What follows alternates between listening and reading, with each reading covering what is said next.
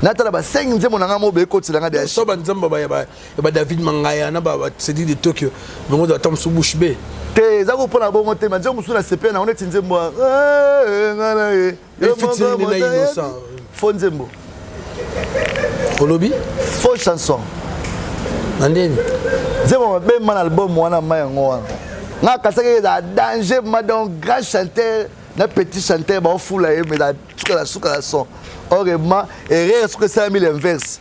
Leader a qu'est-ce qu'on a mouvement, il y a Fobi Kedi. Dans la Fobi Kedi, et côté ce qu'on poto, qui j'ai dit d'aller sauter, à Tiki Petit Naya Kumbae, un temps embrouille. Il y a des mots comprendre que maman a des arts. Un pasteur qui a une église, qui est un responsable, qui est un grand monsieur, pour le Canada, vous bien que Marambolobi a une immaturité. Je ne peux pas permettre à Era de dire ça. Si on a bien le bon moment qu'il est panza, on a prévenir Era. Era, tu es mon frère, on se connaît bien. Arrête avec le nom de pasteur. À partir d'aujourd'hui, pasteur Moïse B ne peut pas être ton ami Era Ramsès. Après, tu as fait ma grande salle, un trophée, un mérite. Siko, on s'est comparé, na monto de un trophée. Na monto un mérite. Na monto de un tournée. C'est Fally Ipupa. Royaume Kunga vraiment, Royaume Kunga. Royaume Kunga des clips dans Bima lobby ah obina luketo makasi. Oui que ba fanatique ba Jessie. Ba binini. Ba bi jeta bien de Lille ouais. Arrêtez de Pia. Yokelanga eloko ayo. Restaurant business class VIP Bruxelles. Yeah. Restaurant business class VIP. Yeah. Ouais, zali na ba cuisine spécialisée na ndenge ya mukiete lokola cuisine spécialisée congolaise pe africaine. Awa soki okoti biloko tu ya mboka okoliango joli kitoko. O makayabu, kwanga, mbinzo, ndakala okoliango joli kitoko awa bilubutu elamba maka awa. Bongo biloko ya kotumba lokola soso, ntaba, mbisi. Awe tumba maka joli kitoko na niveau ya kosakana te olie ozamo bimba. Na restaurant business class VIP na Bruxelles bazali pe na mobange na salle oyo ba organizaka ba activité ya ndenge na ndenge lokola ba soirée, ba anniversaire, mariage, conférence, pe ba activité mususu ekoki kosalema awa. Oso tuna ngai soka zali wapi? Restaurant business class VIP na Bruxelles ezwami na adresse oyo 39 boulevard Jubilé Bruxelles 1080 métro Riboukou l'une de P6 30 51 arrêt Jubilé. Awa na restaurant business class VIP na Bruxelles yango nde nzambe ya babilubu o etali ba congolais pe ba africain. C'est naturel. Gardez bandi na yo toujours. Placide et Bio, le patron de business class. Pour une fois dans un plateau Bibenga Warrior, c'est le nom Robin fanatique et révolté. Tout le monde va voir qui sont sur YouTube. Omoni Abdullah comprendre dynastie ngoyo. Omoni nera zoni mutu. Faut le gars une émission mo blobana va clair net que en tout cas moi la mayo. Oh le bongo ça va inconscient parce que les mots c'est la route que monta puissance à comme sibino. Tant le bagage naza warrior, ça dit naza fan ya Fally Ipupa. Bravo. Omoni le logo za mutu musu pas fan à Barcelone. Et puis ça un match en réalité. Bana poto bana mikili yokelanga eloko oyo soki olingi ovanda na ba condition ya kitoko pelengi tala esika ya kovanda yango oyo Flat Hotel Joli Kabelo CPI awa soki oye ezali kambote kende kosomba bakiti to nini te nyonso ezali c'est-à-dire que awa okoyaka kana bilamba ya pamba okokuta tout ezali cuisine, salle de bain, chambre jolie kitoko. Bambetu ya nyekese, salon ya VIP, toilette. Awa kutu kolobate po atami kate kwei. Okoliango jolie kitoko microbe ezali distrait. Courant 24 heures sur 24. Minda pelelele. Soki courant kei. Mubangi na groupe électrogène ezali wana. Oko sentir kutu teke courant ikendaki. Awa makambo ya okendoko luka mai na ba cantine. Ezate mai pepele nyama ezali kobima neti kaka awa nde izini ya régie des eaux ezali po soki mai kaka ekei bazali na réservation ya mubange nango awa mbala moko ekomi kobima joli kitoko bokosentir kutu teke mai awa ekangami awa bazali meme na bar na bango oyo bato ya libanda bakotaka te. Flat Hotel Joli Kabelo CPI ezwami na avenue Bula numéro 115 quartier Adoula na commune na Bandalungwa, référence Église Mangembo. Na Flat Hotel Joli Kabelo CPI nyonso pepele neti kaka na film. Pasteur de Nilesi asali nini? Et comme on a moni na maman biso Tine. Pire encore maman Tina Lesi. Hein papa, maman Tina Lesi asali moi ça batalobara na été. Maman Tina Lesi, oza hypocrite à moi si. Oh, moi si à mutu. Obenge hypocrite na TV. À mutu monira tangama comment faire le buzz pour être parlé tout le temps. Pour se vendre, il fait pas de scandale. Mais lui il crée de buzz. De buzz, oyo, et ça va buzz morobo énorme. Taka pasteur a créé le mot abi. J'ai même mon ministère âgé. On comprend? Ceux qui commis dimanche, Johanna y était une église, a commis baba. Johanna lequel a eu malandi. Non, le bas. Non, on comprend? Est-ce que au niveau, il y a excusez-moi le terme, il y a mécato, il y a Bachar. On comprend? Il y a niveau, voilà, c'est quoi.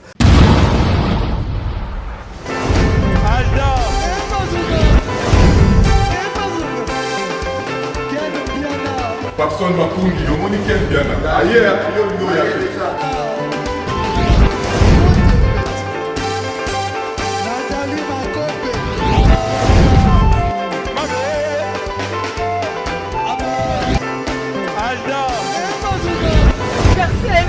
Fali avant. On va te là qui a donc Maramboy qui est bien.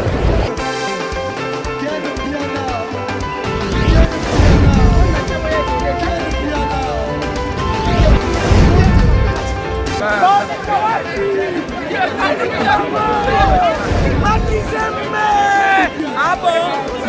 Gideline m'ont conduit. Ouais. Ah, ouais. This is London. This is London City.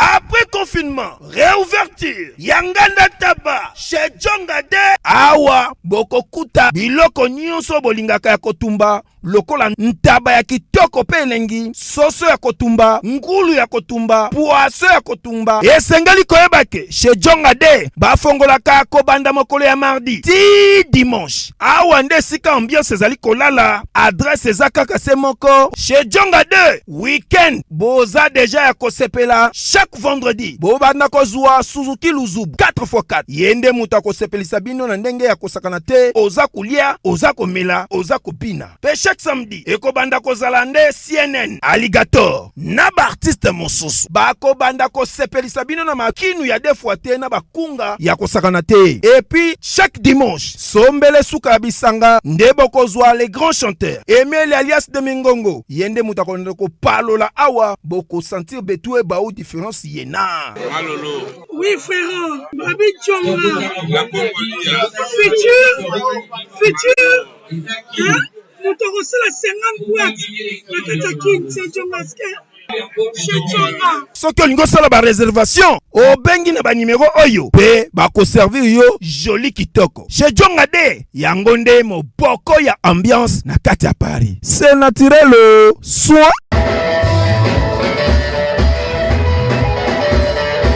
Voilà, bonjour, bonsoir à tout le monde qui nous suit à ce net moment, ça dépend de l'heure à laquelle que vous allez recevoir cette belle vidéo qui est présentée par les vôtres, Valdita. En tout cas, bana poto, bana mokili moma. Merci pour votre patience, confiance qui est souvent justifiée par cette disponibilité de nous suivre. Nango, ce charbo ba vidéo, on a canal nous préféré, Fimbo News, en tout cas, Tozongi.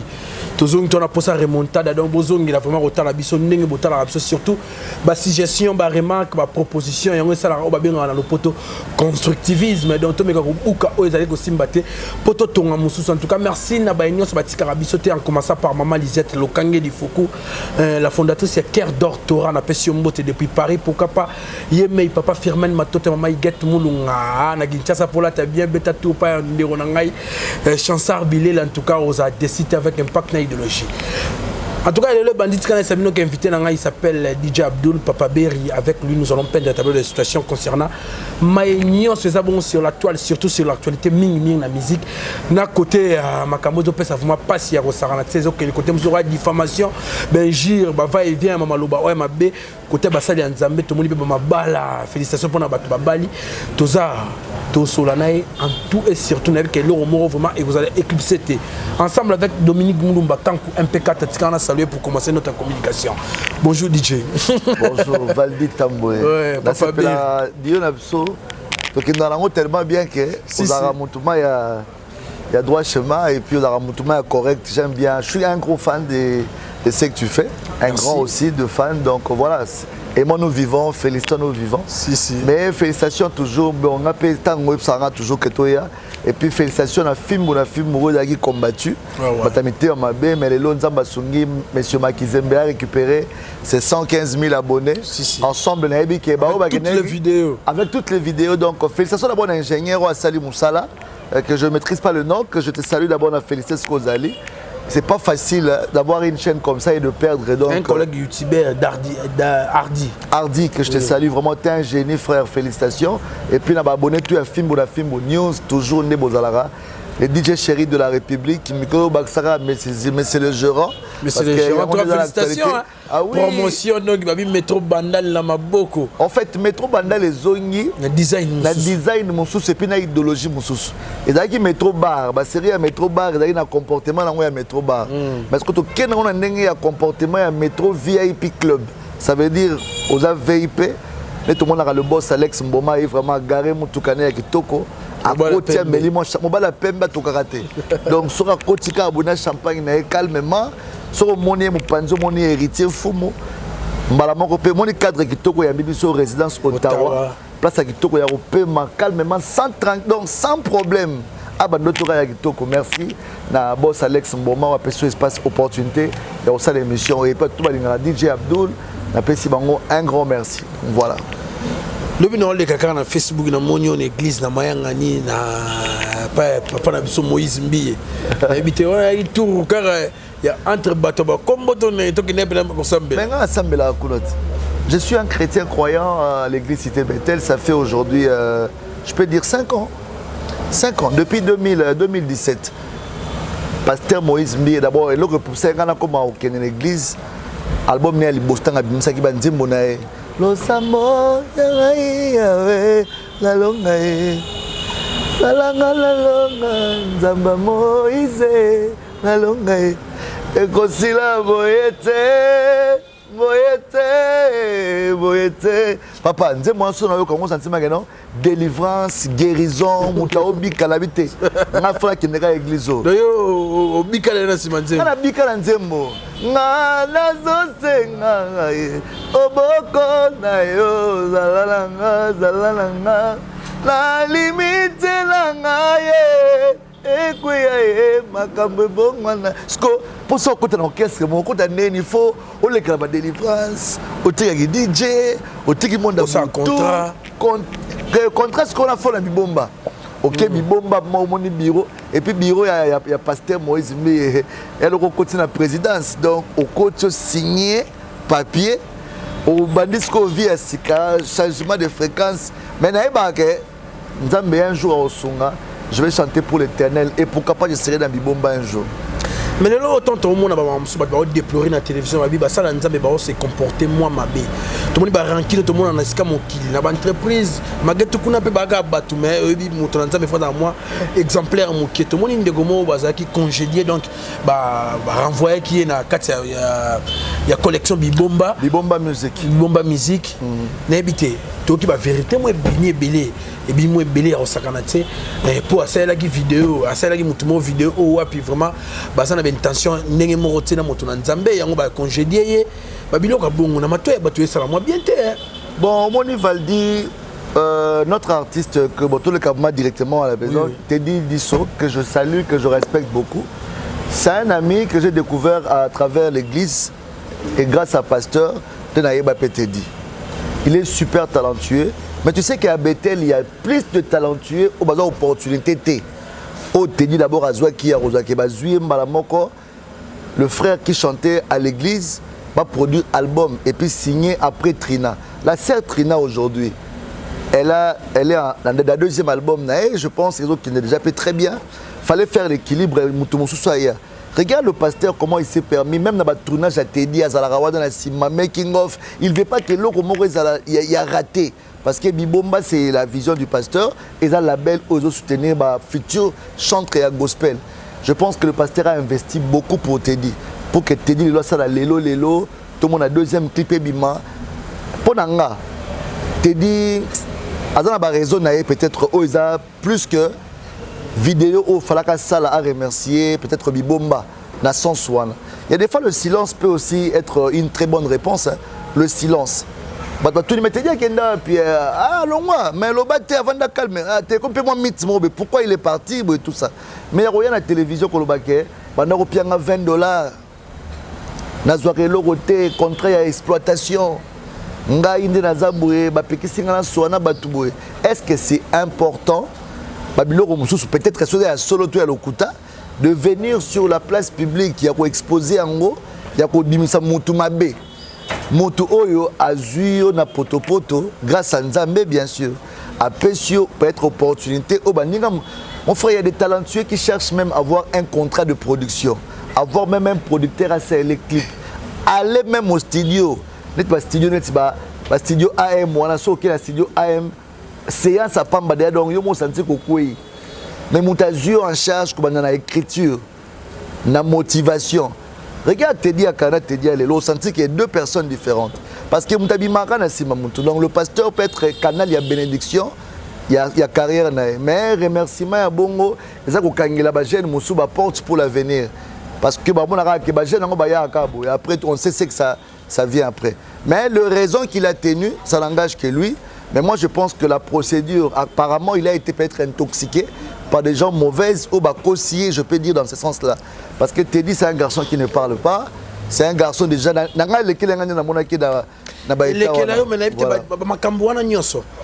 C'est comme s'il peut déranger Moussa Nzambe. Mais oui, c'est normal, il faut déranger, mon frère. C'est son fils. Mais la réaction, Moussa Nzambe, c'est l'ingratitude. Non, c'est l'ingratitude, en gros. C'est l'ingratitude, mon frère. Elle, quoi, chez nous, on a parlé. Yo la mouri na tongo comment expliquer ma voisin que biso la parler mon tola la anzala kutu père soka tsaka lo sur ma futambila. Mais na parlé ba film heureusement que c'était immortalisé. Parce que à la contre il y a le babilo rabo la télévision. C'est pour dénigrer le label qui est Bibomba Musique. C'est pour dénigrer le pasteur Moïse Mbie. C'est ça qui est important. Pasteur Moïse Mbie a mis sa vidéo il y a contrat na ena. Est-ce que qu'est-ce qui rassure que c'est le pasteur Moïse Mie nous avons mis ces vidéos? Parce que le pasteur était en train de faire signer le contrat avec bot et à somme au ngano to ebi. Tout le monde a dit banda ko compter. Tout le monde qui ba bot à dollars, ngana ebi monter combien banda zo compter, on comprendre que oh $20 on a indi aboué. Après on a eu $5,000, va payer $5,000 pendant 20 ans. Bon, si on a payé $5,000 il y a pendant 20 ans, Teddy a fait 20 ans de bonne musique. C'est que Zong Sambongo, parce que ça n'est même pas 3 ans, 5 ans. Mais la vidéo n'est bimaki. La vidéo bimaki, pourquoi? Pasteur m'a bimé cette vidéo pour écouter la épée. Le pasteur, en tout cas le pasteur Moïse Mbie, ce n'est pas d'abord n'importe quel monsieur, c'est un grand monsieur de la République, s'il vous plaît. Il n'y a pas de mauvaises troupes, il n'y a que des mauvais maîtres. Est-ce que je peux finir ma parole? Pourquoi pas? Le pasteur Moïse Mbie, d'abord, c'est une grande personnalité dans ce pays, que les gens doivent beaucoup respecter. Et il est respecté as un homme de Dieu, parmi les hommes de Dieu, Oyo, il y a génération, Oyo, Lelo, Obasala, Lokumo Basala Nzambe, à la musique et dans l'Iloba Nzambe. Tout le monde a même un grand événement, la présidence, Maramutu, Azala respecté, même pas number one qui est Fachi Béton. Mais au-delà de la Moussa Nzambe, Azamutu, Azala Makilana Maï Loro Langana yo, Makamutu Sara pas Sivaldi, Okokate Maki Monsieur Kokite, au moins papa Bino Leli. Père Ndeni Père Azara forme même M. Bimier, amertume. Vous comprenez?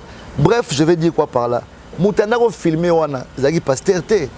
Tant à Monique Moutolo Baboyabi, nazwaka ba image. Mobata miwana.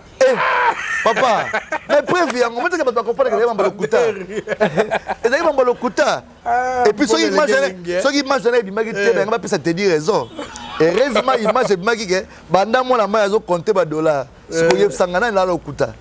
Donc la vérité reste la vérité. Le pasteur Moïse Mbié n'a pas le temps de prendre la vidéo ou bien de garder. On a immortalisé l'événement parce que c'est des moments où c'est crucial. Tout l'ambi artiste à Sika a signé contrat. N'a pas filmé. Image comme l'engi na mambalelo parce que ngai salaire bibomba artiste né on signé placement après ça va $20. Parce que carré à Moïse Mbié après ça va $20 par mois. Ah, c'est $20 mon baby. Je salue l'assistance de commandant Chico. On a Bandalunga donc commandant Chico. Babi tola la rampe na bandal parce que tola ba commandant Chico ya boga alo ba mingete. Proposer à DJ Abdou na bandal tamwa na bandal batala. Ndo comprendre que toujours en tennis. Nous avons ba commandant Chico nga bien toyo. Ya boga ba mota trop skazali. Si. Tala ya tala ouais. Na yo qui bien. Mais là on a ça dit constamment c'est comme si basala nzambe on se mutamu ça comme mutunyo ça comme na moi mutuna mo ba royo bundia na réseaux sociaux mutumwa na moi chance ya koloba bien toi na moi influence mo na ba pour les réseaux sociaux mutunyo ça comme influent non ba dia ba ser musuna mo na ba TikTok ana succès o saka na tem musuna YouTube peka ndemo ko na moni na ngambu ya papa na biso Mike Kalambai azana un bon défenseur na yebika ça na volontairement parce que na poto c'est monsieur Era Ramsès. Et ça, il y a qui banalise ça là. Pour battre belle, parce qu'on acclamer sérieux. Il y a bon, personnellement, d'abord, Era, c'est un frère. Oui. Era, c'est vraiment un frère. Dans moi, Sony, dans moi, passe, il y a une émission. Dans ma belle Era. Mais Era, tu es un frère pour moi. Dans mes gars, comme il y a une azupé, tu as bien qui a joué à mater. Peut-être que bon, c'est là il y a un camp Moïse Mbié, il y a un camp Moussous. Moi, je suis pas là pour les camps. Premièrement, d'abord. On veut là où il y a la paix et la vérité. Là où le pasteur Moïse Mbié et le pasteur Mike Kalambai Baïbanaki, Nana Ovadi Tozagite, ni Erazalaki. Il y a eu des problèmes comme tout problème, où tu as moins de distance, c'est là où responsable, pasteur, tout respecté dans comme moi, homme de Dieu, le one de Dieu. Peu importe leurs problèmes, peu importe leurs faiblesses, ce sont des personnes qui ont édifié beaucoup de personnes, qui ont une image à protéger. Era a commis comme ça na kata majabu. Na kata majabu waza enfant maison. C'est normal à défendre entreprise na bango, mais ne pas passer à la télévision de traiter le pasteur Moïse Mbié d'immature, s'il vous plaît. Un pasteur qui a une église, qui est un responsable, qui est un grand monsieur, pour le Canada, vous bien que marambolobi a immaturité. Je ne peux pas permettre à Era de dire ça parce que c'est mon pasteur, c'est mon artiste. Vous comprenez? Alors, si je dois parler à l'Obakaza, à niveau, il y a le pasteur Moïse Mbié Bongote. S'il fait ça pour son intérêt propre, il y a Madja Bounenga de défendre un enfant maison. Moi, je dirais aussi que je suis enfant Bibomba. Parce que Bibomba, c'est aussi une entreprise qui mérite le respect et la valeur. Moi, je ne travaille pas là-bas. Mais je peux voir que je crucialiser mon tout. Je peux propos mon quoi indécente. Autant que je sers à pasteur gratuitement dans la télévision. Traiter le pasteur de tous les noms. Et il y a une église. Le pasteur n'a pas envoyé un service. Eux qui devaient foutre. Au pasteur a ça pour Era. Est-ce que Era est dans la télévision? Ça n'est pas. Hein? Si on a bien le bon moment qu'il est panza, on a prévenir Era. Era, tu es mon frère, on se connaît bien. Tout le continent à bout, na poto poto. Maramuto le ba yo bo le bati, yo le barano danger déjà le barabien ou comme Poutine. Mais ba que plus que Poutine bazali, ba vendre calme ba otala. Yo le ba s'attendait, on appelle Satan vendé. Pour éviter. Vous comprenez? Arrête avec le nom de pasteur. À partir d'aujourd'hui, pasteur Moïse Mbié ne peut pas être ton ami Era Ramsès. Tu dois arrêter. Si tu continues, au moins on a appelé Nzela na auto kendengo lingato kendewana. Nengo sana ba Hans Luzolo, nengo sana ba Mike la Duchesse, yangé ezala liboma po yebinga pe na liboluba. Ezala ya faux parce que on se connaît, frère. Sur ma belle moni pas Era. Ngai na sepelité. Mon ensemble d'immature, de commencer à faire de campagnes de déstabilisation pour l'intérêt. Il y a yéna batunaye, oh bafutakaye par rapport à Moussala Salak. Tout le monde a compris son message. Ce n'était plus la vérité. Era, il y a débattre sur la vérité. album à Eliane, tant Eliane a créé un problème pour nous sa pasteur. Tout ce qui a été monté pour détruire le ministère et la cité Bethel avec Eliane Bafeno. Tu comprends la vérité après. Era à mon aki makamundeng ezokende. Vous êtes d'accord avec lui? Non, c'est pas qu'on était d'accord avec lui, il était pour la vérité. Et le pasteur n'a jamais demandé un service pareil. Et Era lui-même il a dit ça avec tout son cœur parce qu'il voyait que les gens étaient en train de monter le cabal pour déstabiliser l'homme de Dieu. Et il a pris cette part de la vérité. Tant à Yekin, quand même, elle a dit que Moutoumoro Balobaramara bien pour Nawaza Rampandiwana. L'église de pasteur, le pasteur prêchait. Le pasteur a tellement ça une église. Le frère là que vous voyez, regardez son style, c'est un youtubeur, Suisse, n'a été. N'a été première fois, mais je vis lui défendre à la télévision, Makamunanga, Oyo, Batubana Ondimate, qui est la vérité. Mais lui, il a pris la part de la vérité. Mon frère, qui te bénisse, tu peux te mettre. Avant qu'il n'ait pas quelqu'un à bureau, enveloppe, parce qu'il y a un bon, on va peut-être quelqu'un, non, pas moula qui est pas mon salle en Zambie. Alors, on a la télévision, c'est combien? Il ne peut pas dire ça. Mais de venir à la télévision, commencer à rabaisser le pasteur, de dire n'importe quoi pour l'intérêt de là où il travaille. Moi, je ne peux pas venir dénigrer le pasteur Mike Kalambaye, je ne le ferai jamais. Parce que je ne suis pas comme ça. Le pasteur Mike Kalambaye, malgré Maramoutou Barolo Balelo, c'est un homme de Dieu. Je ne peux pas venir. Mike Kalambaye, hey yo boy, bandekona yo, banani boy. Mais tant les Dimbi Era, c'est pas ton ami. Arrête avec son nom. On a poto et bif droit na valeur à combo moutou. Arrête avec le nom de pasteur Moïse Mbié. Moi, je ne te permets pas. Ça là, je ne sais pas si pour na mona ki na moi malade na tête de mission belé. Ko le ke pas bosembe ya na problème te. Wana moutou nanga. Ko le kana bosolo na oleka. Place solo ba ko oleka na RTNC na oleka. Donc arrête. Nengo lobi de bongo basi ba libérer que ode olobaki. Pasteur Denis Lesi a salié nini. Et comme yo pasteur Denis Lesi kombo maman biso Tiné. Pire encore maman Tina Lesi. Hein papa, maman Tina Lesi a sali moi ça va talobara na été. Maman Tina Lesi, oza hypocrite à moi si. Oh, moi si à moutou. O benga hypocrite na TV. Après c'est raison. Abipo il paraît né papa na biso Denis Lesi ça la émission na wana. Maman Zara wana zo baksape moi idée azara d'accord. Mais maman Roloba Nabi, est-ce que pasteur Denis Lesi c'est un petit monsieur dans ce pays? Tous à part nos pétage. C'est un grand prophète de Dieu. Il a fait beaucoup. À ça mettre un stade de martyr. C'est un prophète moko na Congo awa. Prophète à part la génération de Denis Lesi. Tant qu'il y a un prophète mort le loir au stade de martyr. Et ça lui fait plein. Quand on sommes à carte, il y a prophétie à Nzondo. Ça m'a la TV Denis Lesi. Ba prélève sur ma TV, nous sommes macaron prophétique. Nous sommes macaron prophétique. Aucun place dans le stade de martyr pour moi Denis Lesi. Mais on va commenter. Excusez-moi parce que le pasteur elle a déjà pétage. Pendant qu'on partait pétage, ils a monde némo ya vérité, aya nango ya hypocrisie ba sala nza musu bazara nango. Vous comprenez? Pasteur Denis Lesi, prophète Denis Lesi, aza mutu quand même ya respect, lelo oyo. Era en moi on dirait moi papier moko boye, on dirait na elo moko te, na ba moko to ebani mon frère. Vous comprenez? Et puis au moins ceux qui era comme Poutine lelo, ayeba ke ba grande puissance ba olobate. Toi na matière, toi na ba bombe, toi na marambutu. Joe Biden a vendu calme. Poutine a ganga palpité, mais tant que Joe Biden a oloba, et ils ont mabé makasi. Alors, a bendié matoi pour une dernière fois. Soit quand on a potopoto, quand on a potopoto sukula, quand on a propre na tongo. Parce que koloba to eboloba, ko ça live na ebo ça live. Alors to comme na ba place sur la té, na ebi ke dia ba si ba pakoli musala dia o asali, ba libérer dia chiko na donc ekoki.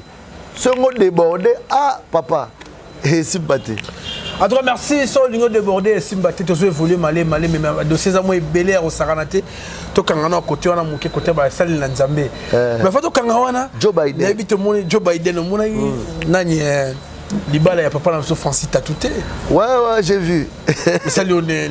Après avoir autogré, mon bébé, mon Nzambé, et enfin. Bon, bon. Bon, ça, la Zamba, excusez-moi, peut-être dans le bâtiment, ça, c'est per la route, mais j'aime bien son côté fou, en fait. Délire, son côté. Oui, mais donc, on peut la tête, on a jeune, et puis, on a délire, il y a un moutou. Et on a Yamado. Et c'est le maman, a tout à réseau social. Mais on a faute, mais rythme, on a payé le roi Yamado.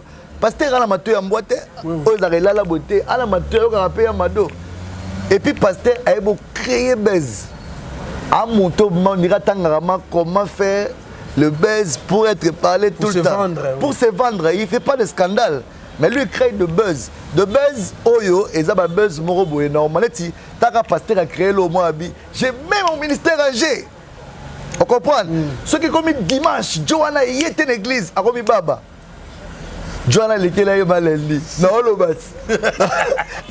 non on comprend est-ce que niveau ya excusez-moi le terme ya mekato ya baja wana on comprend non makiona ya niveau wana siko mais na tongo pe maradi ba tozo ba numéro ya maradi ba parce que pasteur avec église ka ba dimanche boyo ozo que ça passer la dire pasteur no ba ke non loba ora Daddy s'il te plaît est-ce que et le loba ki wala frère ngo to ça inde na tango loba bongo allez là-bas mais siko félicitations la mosala nzambe na moni mère canon ah non mère azu muzungu ba bina église ba sœur rebelle ba fâché ba bina ni pot gapota ko ke muzungu bon ba église bon ba ya pour na pasteur ba la ba o ben ba sœur rebelle normal to luka na kaka to luka ba vite bon tout ça non j'ai mon ba do ba ke oh ba pasteur musu ba la raté tout à l'heure quitte dimanche so ba sœur boye belé la église à pasteur nani comment on a nani église il y a prophète Francis Tatou bon l'église à prophète Francis Tatou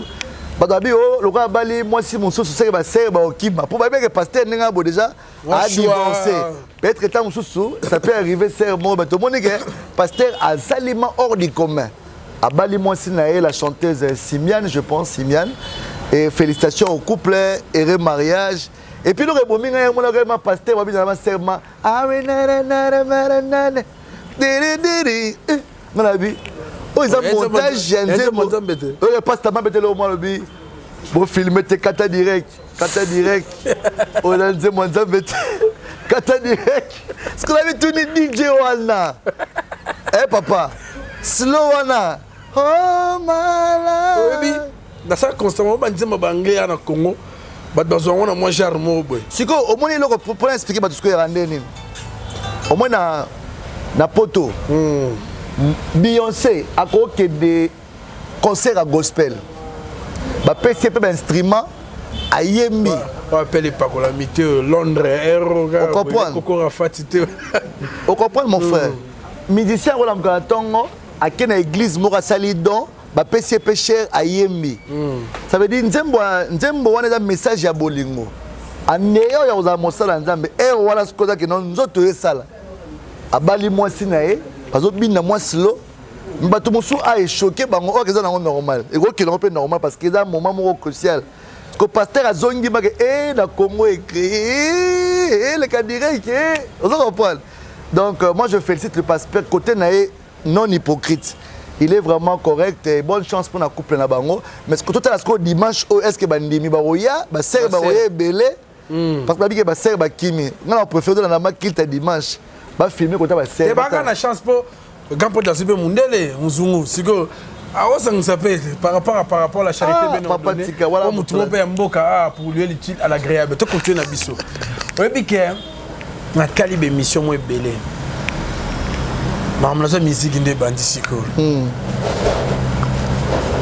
Lelo est-ce que tu as pour une fois dans un plateau bibenga warrior bambale belé une fois bambale belé du Jabdou.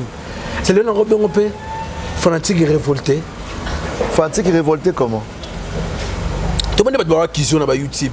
Moni Abdullah comprendre dynastie ngoyo. Moni ne razoni mutu. Il faut le gars une émission où le va tout clair et net en tout cas moi la maillot musique à salia mystique. En fait il faut pas confondre le mot d'abord pour une vérité. On va d'abord tant le baganaza warrior. C'est pas une vérité de bendani, tant le baganaza warrior. Naza warrior. Tant le baganaza naza warrior, ça dit naza fan ya Fally Ipupa. Bravo. Au moment de l'euro mutu musu pas fan à Barcelone. Et puis c'est un match à réalité. Très bien. On comprend. Au Lingara Messi, mais nous que Cristiano a faux joueur. Au Talaraï. On comprend. On a un fan. Il a fallu d'abord en tant que fan. Et puis c'est mon grand frère. Nandenga idéologie, Bandal, Pirvier, depuis Tongo, depuis Latino, Tilelo. Siko, Kozala fan nae ne me permet pas ou bien ne m'interdit pas. Dans les jours qui viennent, il y a quelques années passées, notre artiste Ferregola n'avait pas un album sur le marché. Je critiquais le système, besoin d'attaquer Mouto à aucune vision internationale. Banzembo nae en français. Tout le monde a même l'artiste a fait des émissions pour boycotter, pour dénigrer la musique en français. Et aujourd'hui, cette musique même qui est acceptée et l'artiste l'a bien fait aussi. On ne peut pas dire félicitations à Ferregola parce qu'il a fait un très bel album. Je suis passé pour ma gratitude en tant que DJ. Aucun album, on a DJ sous un album. Mais il y a un problème à Mickey, l'artiste doit comprendre qu'il y a un virage pour l'international et aussi pour sa carrière. Parce que 5 ans après, l'album est bimé. Mais au monde, Moutologo Marcaouz a préféré à la télévision. A 98%. Il y a des voisins de Baolia. Des Baotona, des Baosa la sieste. Mais bino bolamba biloko yotobela. Pourquoi n'engo kabola fanatique na bino promotion.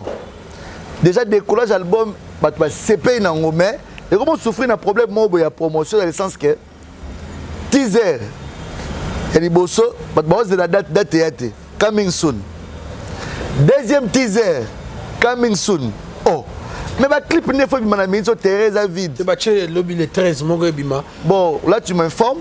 Sincèrement, moi c'est. L'artiste a son bin, oui, j'ai vu. La monument qui est bon. Et après, il est là quoi. Parce que moi, il est là dans le bas.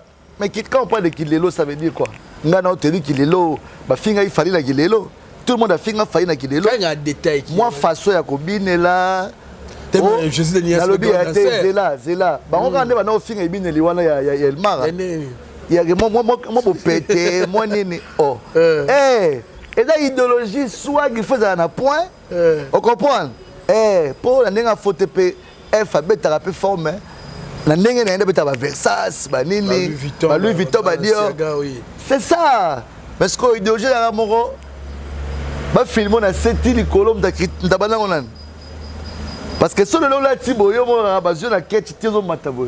et la mise on s'est fallu pour pas tout le monde a qu'est-ce que tout le monde ça mal la nenga m'a bêté et ça là quand même innovant c'est lui on comprend quand on parle de vérité comme ça c'est parce que c'est vrai et c'est vérifiable.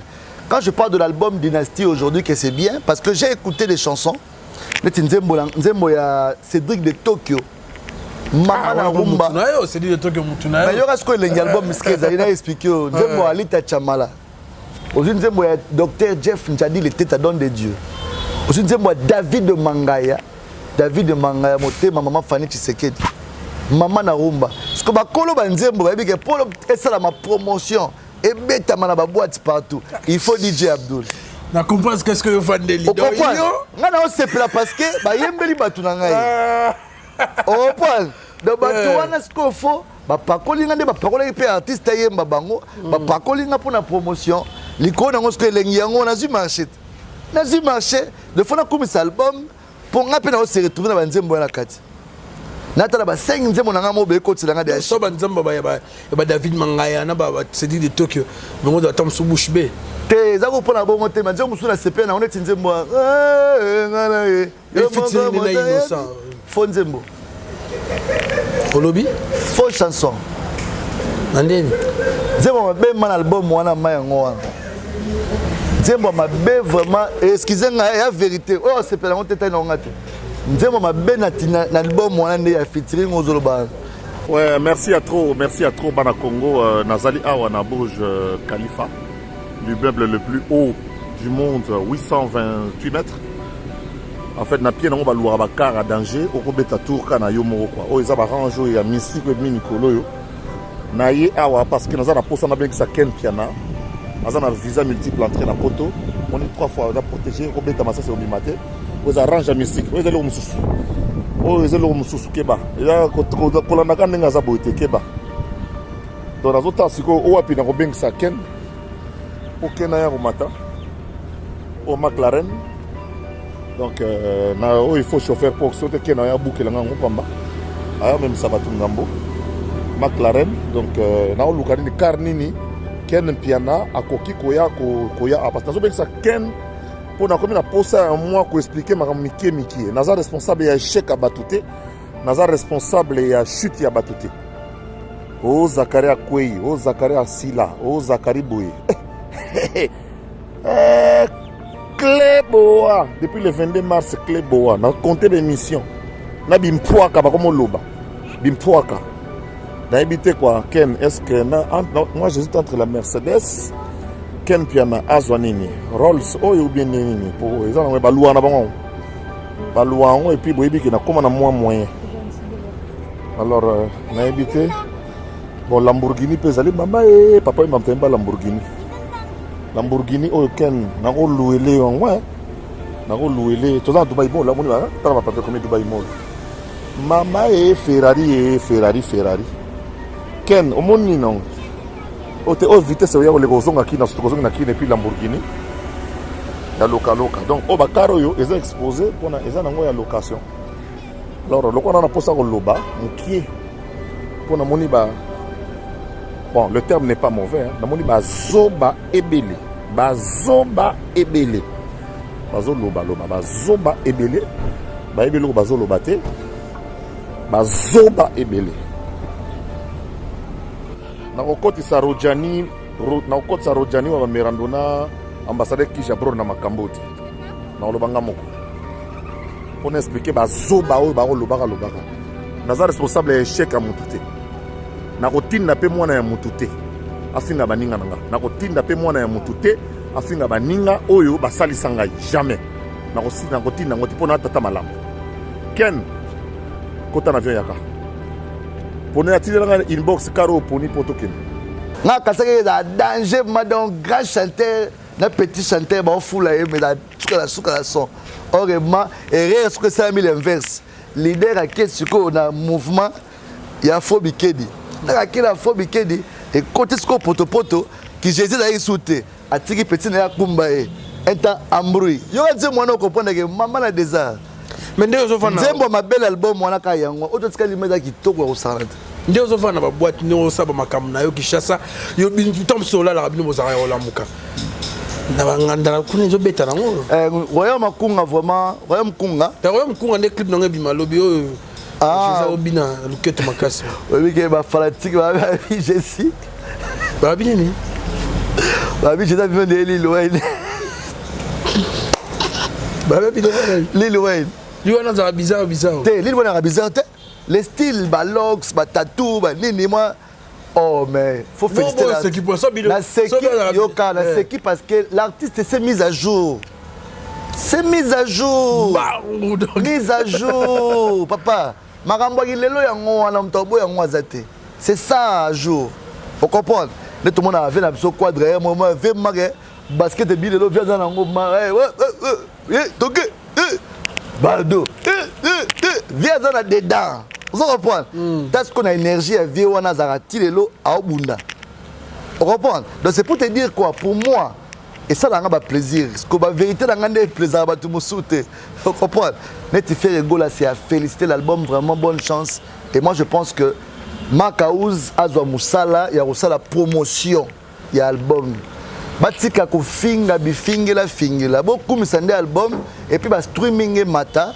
Clipper bima pour la promotion et tout ça là. Donc, on a répété que je suis toujours un warrior. Je ne vais pas changer. Warrior, c'est pelité. Ndé na sali appréciation nanga na sala ngo pona mutu te mais na moni ko ba warrior te mba attaquer yo na moni quand yo komisa ba moni comprendre yango ye te oh lo bongo za ba inconscient parce que le mo c'est la route que monta puissance a komisi bino à soutenir bino. J'ai dit ça avec mon cœur, avec mon âme et avec sincérité que l'album est bien.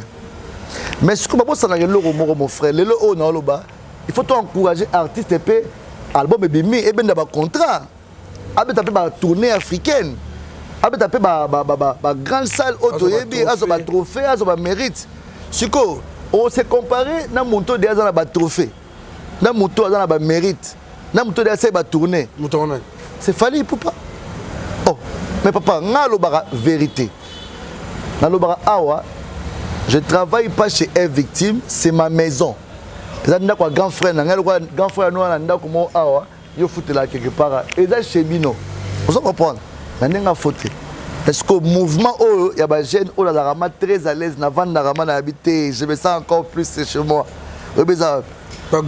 Goga moto la tête, la c'est bon retour. na mona ki ba billet ko taki papa baleka ata na kina maman Paris père ah watape bala moko Paris tout ça là donc il va être concerné na double Atlantico papa na ko sa ote parce que le recépeli singai te wata intelligent wata da maele wata na moni soirée wana o ba jo modango ba salaki ba trésor mbomboka we ba organiser soirée mo boza ki na ba ba lega vena nga pichumbo tour de contrôle na ni mutuna ngai Chabron ouais ba Chabron ba ki wana tout ça là donc zaki vraiment Hervé Mwanza garçon de luxe Hervé Mwanza garçon de luxe et zaki vraiment maman la soirée enta wata bima wana bepa nous les commis musique bon et pas comme ça ba héros nabi ke wata nenga zonga boye mabeza makasi donc bonne chance à héritier et puis mouvement stabilité posé ba posé donc so ba voyager 32 bazongi 32 donc félicitations à l'artiste pour la stabilité en mouvement et félicitations encore une fois de plus de tout ce que tu fais bon courage surtout à Charlie Rubenga musala osala maki toko le CG. En tout cas, merci. Tant que tu dis bateau qui m'a stabilité, tu beti mbalamo clin d'œil na orchestre ya maestro Fabregas qui est Villanova plutôt. Mais eux ils collé kakuna na ebitata que jeune. On appelle des connaissants jeunes. Est-ce que dérange un peu mon instabilité bande bateau qui m'a amemaki liboso en Europe bande ba kimi to monya kena bango ti États-Unis d'Amérique des guitaristes ba kimi a Robert sous les 16 ans les 23. Tu habité sort et ça nini. Bon, d'abord, Maestro Fabro, qui est un frère pour moi, que je respecte beaucoup, c'est vraiment un grand ami. On a vraiment de cœur dans ce comme elle parce que c'est pas facile, mon frère. Au moins, une déstabilisation en mouvement, et dans la cohésion, mon nuance, il y a aucun. Mbunda dit que le leader de la partie, le leader est l'eng. Guitariste, il y a des koto, tu me maman aboué. Mais au bien, le guitariste, il a s'adapter à côté de feeling en mouvement. Leader mato une sepela qui n'a comme ce qu'on a rythme comme tout ça prend encore le temps donc ça me tout ciment mais je pense que Fabregas reste fort en tout cas degré esprit n'a évité niveau multiplication il y a force d'esprit ou par rapport à tout ce qui est arrivé mais seulement si je dois passer un conseil à mon frère peut-être dans ça ma casse na caméra mais dans le bagage le moko pour nanga il fallait qu'il arrête dans contrat aux orchestre aux États-Unis. Pourquoi? Choc pas à Paris. Choc malgré Fabregas il est fort en esprit, mais tout ma vérité, ça fait très mal de perdre une grande partie à l'orchestre. À Zonikin, recrutement à Sika, avant de ce mouvement, contrat États-Unis, accueillir Moko, Kuna. Équipe Etikali va travailler, va s'adapter à l'équipe Outi Paris, va vendre. Kuna ba Congolais musu ba kuna ba tarada ba groupe d'accompagnement. Ba accompagner à du contrat à se ressourcer à zone mouvement 21 mois 1 an. Il y a travail, il y a qu'on s'adapter, il y a revendre. Ce ba showcase à oketa musuna des danseuses maramutu mais que mutu sommes ta Kimi. Ils ont mingi projet parce que Kimi ba moro. Depuis déjà dans Kinshasa, il y a un projet des acquis à Okima. Vous comprenez? Projet des acquis à Okima depuis quand? Donc moi je pense que l'artiste au Bakei pour rendre artiste facilité. Mais courage, Fabro, l'artiste basé bien à Kin. La preuve, la danseuse basée Ebele, la guitariste basée Ebele na Kin, soit dans ce cas recrutement que Villanova va recruter. Au moins un orchestre retourne dans la palais. Donc bonne chance à lui mon frère, courage toujours. Nabi qu'on aura fort en esprit, bonne chance pour Nao. Mais Villanova ne tombera jamais parce que Yemoko a déterminé pour le mouvement. Mais c'est très dur.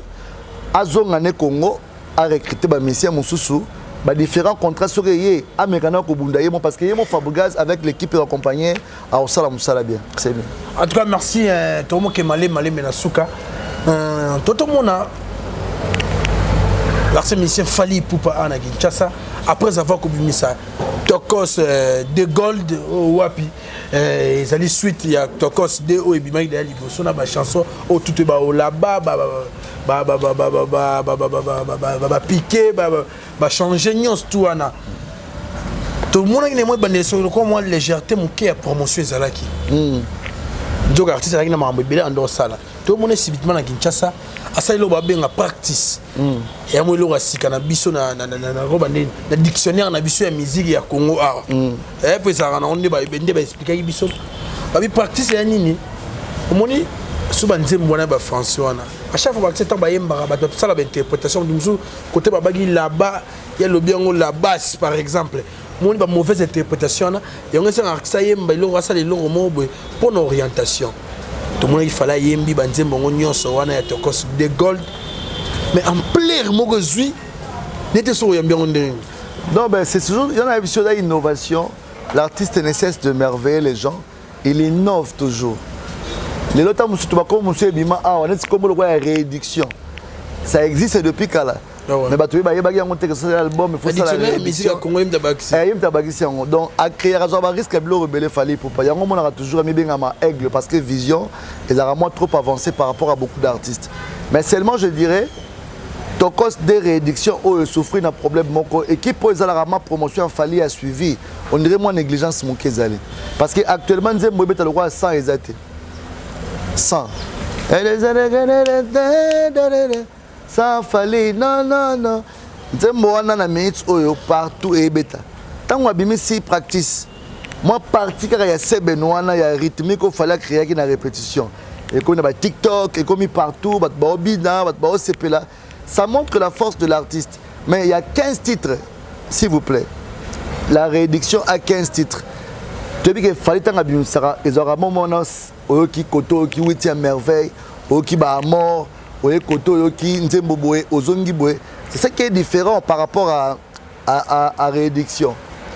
Et souffrir na pour tika que non le roi de aigle arrière bat ba yoka kaka bat ba sala beauté ba rendre pe aigle moi côté wana moi mais libanda c'est que moi j'aime au-delà de la répertoire ya Congo parce que température à discothèque biso talak et banzo mususu eza bat musu ba découvrir na ngote na ndenga Congo ba streaming on na mingi wana c'est mingi plus on na bana poto batalibanda na Afrique ba dans la culture à soutenir ba artiste na bango ya ko streamer banzembo et ba congolais ba makasi ka na YouTube et biso ko to on dit to na Spotify non bon attends Spotify mais na Congo na Kinshasa parce que culture on so banzembo na Spotify et puis tout ça ba calculer banzembo moi Spotify to banzembo ya banani ya pas ba oya ba iTunes to ba Deezer il faut tamara après 6 mois bon on paye grave te ba artiste ba zoara ndenge ma temps normal. Les artistes vivent tant que ça va stream, ba contrat ezoya, ba obeta ba concert, ba récupérer mbongo parce que mbongo paiement ya ba ligue ya osomba biloko wana ndenge temps normal. Il y a autant de comme ça artistes la mso ba millionnaire parce que les gens n'ont pas la culture d'acheter des chansons en ligne. Surtout nous les Congolais. Tu auras ma casse na critique mais tu auras osomba ba nzembo te. Ah bimi si nzembo bon. Ba retourner titre dit no yebi a éviter parce que à mon ara o ba otela yango mon ara ke ba clip et jouera un grand rôle. Quand l'artiste fait un clip à l'ancien Nzembo, la clip, va télécharger Nzembo, comment avoir ça? Ma caméra, quand tu as Bluetooth, et ça rassure trop. Et comme on Zande, tu as Zande, et il y a rapide. Nous devons rendre l'artiste pauvre parce que bon, donc on a profité de ces artistes fanatiques. Au lieu de ça, on a les bélés, on peut soutenir l'artiste avec la musique. Voilà. En tout cas, merci DJ Abdoul, Lena Ben Ozo, vraiment tant au molaïté. Trop moi comme on a besoin de battre belle bataille biso na bi que je dis umba compresseur na le dit pas sa bataille biso maman Eliane na Irlande bataille biso na bi que Kulutu Ali no moke mo London na bataille biso centralisation de Paris battu tout wana bataille biso en tout cas merci. C'était une dernière communication. Olga Mbimba Pembe Cheran. En tout cas d'abord c'est que j'insistais. Merci pour la force, Nabino, toujours, tout là pour la vérité. Et puis qu'on éclaircir, donc il faut comprendre qu'on est là aussi pour dire des choses très haut. Et merci pour votre force. Donc très bientôt, je serai de retour sur scène comme je vous ai promis. Mais normalement, retrouvez-moi au métro VIP. Un grand merci à mon boss Moïse Samnane pour l'opportunité de gérer cette grande place qui est le métro VIP New Style. En tout cas, tout le monde DJ Abdou, tout le monde en a chaque mardi, dimanche, le concept est belé. Et puis, on a fait Simbote na David de Mangaya.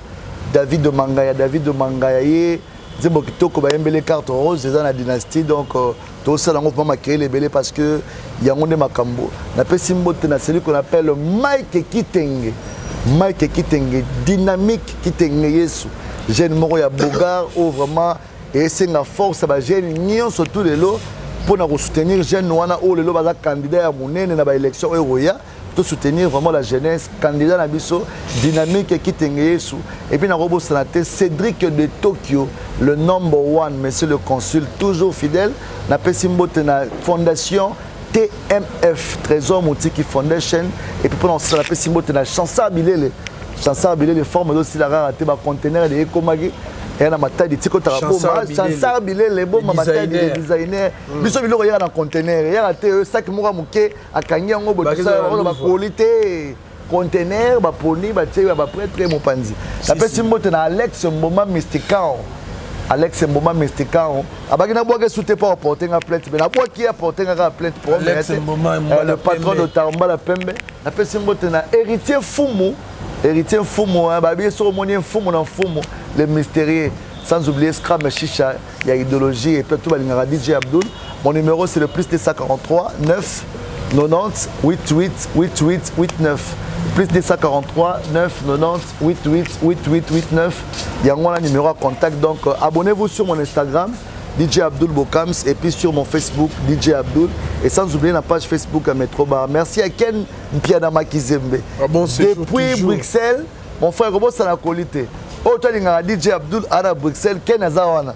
Et vous avez décidé de kilo au foot, il n'y a pas de problème. Donc on est ensemble. En tout cas, merci LKM Service. Il y a boss Mimi Laifeta et Zawana en tout cas vacancière na vacancière nyoso nous boyara Kinshasa en tout cas na bibeta tour na venu Lubumbashi na Bandalunga on a décidé pour le lavage ya bilamba na bilan en tout cas LKM Service et Zawana et boss Mimi Laifeta pour na fret ya ba service nyoso donc oti na mbongo en tout cas ba fret maritime fret aérien nyoso Zawana avec impact na idéologie na pesi mbote na maréchal Souveillé ça Babi restaurant Yolo Ezo na Dallas na pesi mbote na ba client nyoso basangana wana na pesi mbote na ba client nyoso ya business class restaurant ya boss Placide et bien na Molenbeek na Bruxelles.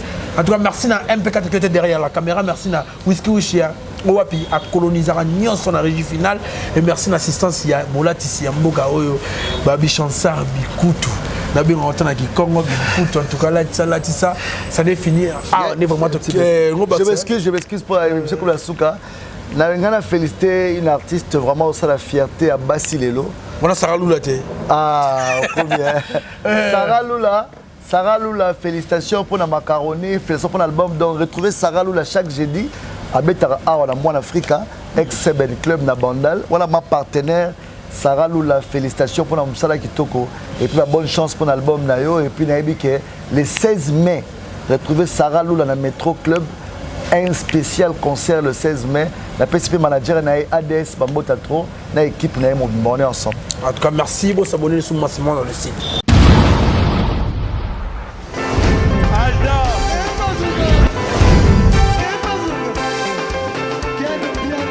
Papson Mapungi, le monde qui est bien. Ailleurs, il y a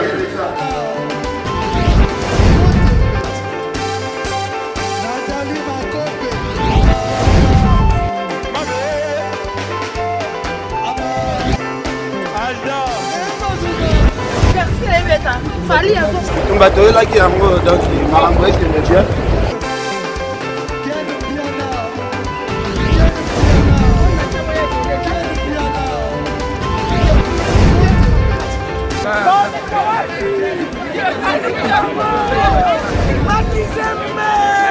Ah bon? Gideline mon conduit. Ouais. Ah, ouais. This is London.